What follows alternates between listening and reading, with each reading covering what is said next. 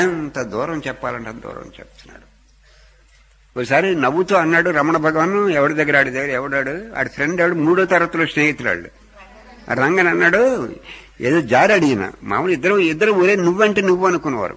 వాళ్ళిద్దరు చిన్నప్పుడు స్నేహితులు, నువ్వంటే నువ్వు అనుకునేవారు.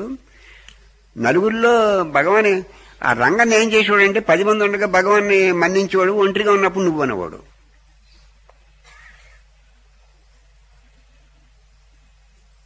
ఆ చిన్నప్పుడు 3వ తరగతి స్నేహం వాళ్ళు. భగవాన్ ఏమో ప్లేటర్ గారి అబ్బాయి, ఈయన సబ్ ఇన్స్పెక్టర్ గారి అబ్బాయి.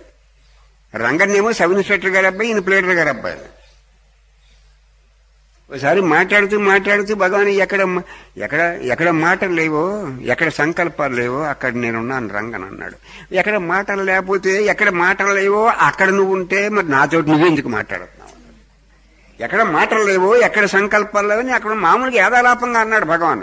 అంటే మరి ఎక్కడ మాటలు లేవో అక్కడ నువ్వు ఉంటే నాతోటి నువ్వు ఎందుకు మాట్లాడుతున్నావు? Out of grace, out of love, out of compassion.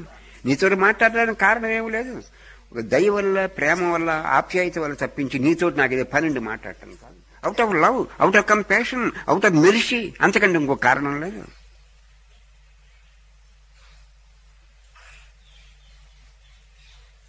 నీతోటి నాకు పనుండి మాట్లాడటం లేదు, దయ వల్ల మాట్లాడుతున్నాను. నీ పట్ల ఉండే ఆప్యాయతతోటి మాట్లాడటం కనిపించి నీతోటి పని ఉండి మాట్లాడటం కాదు. నీ మీద నాకుండే ఆప్యాయత కొద్ది మాట్లాడుతున్నాను. Out of love, out of compassion, out of మెరిసి.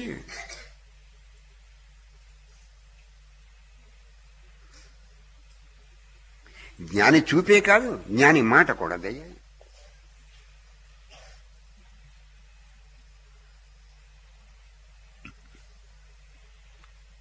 తెలంగాణ వారు నీ చూపు నా అహంకారానికి కోత,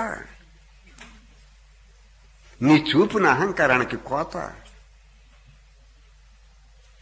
చల్లగా చూస్తున్నాడని అనుకుంటాం, చల్లగానే చూస్తున్నాడని అనిపిస్తుంది. పైకి నా అహంకారానికి నిప్పు పెడుతున్నావు నాకు తెలుస్తుంది. చూడటానికి బాగానే చూస్తున్నాడు మన వంకన అనిపిస్తుంది నాకు పైకి, కానీ లోపల మటుకు తెలుస్తుంది నా అహంకారం నా కొంపకు నిప్పు పెడుతున్నావని.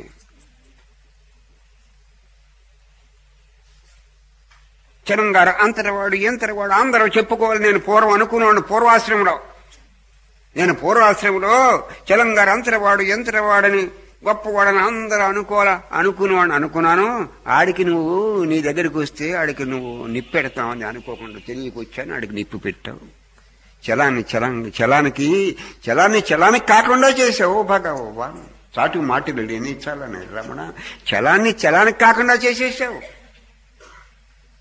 చలానికి కాకుండా చేయకపోతే ఆడికి మోక్షం రాదు. నేను ఎంత గొప్ప బతుకాలనుకున్నాను. ఎంతటివాడు చలంగారంటే ఎంతటివాడు అంతటివాడిని ప్రజలందరూ చెప్పుకోవాలనుకున్నాను. ఆడికి నిప్పెడతామని అనుకోలేదు.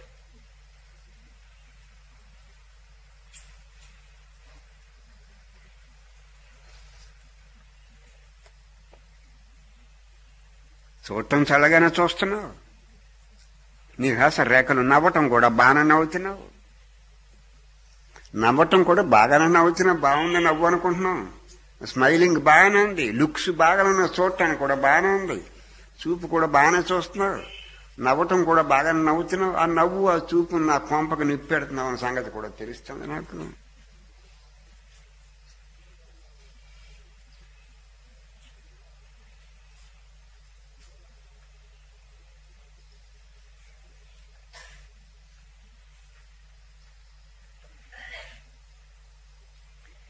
నాకు నిప్పు పెట్టినప్పుడు నాకు కొంచెం మంట అంటున్నారు.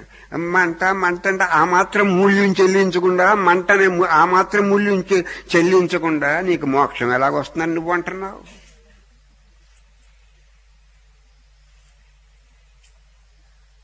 వాడు మనకు ఒక పైస కూడా ఖర్చు పెట్టకూడదు, 1000 రూపాయలు చీర వచ్చేయాలంటే అండి. ఒక్క పైస కూడా ఖర్చు పెట్టకూడదు, 1000 రూపాయలు చీర వచ్చేయాలంటే ఎలాగండి? నాకు మంట పెట్టావు నా చిన్న మంట కూడా భరించలేకపోతే నీకు స్వరూప జ్ఞానం ఎలా కలుగుతుంది?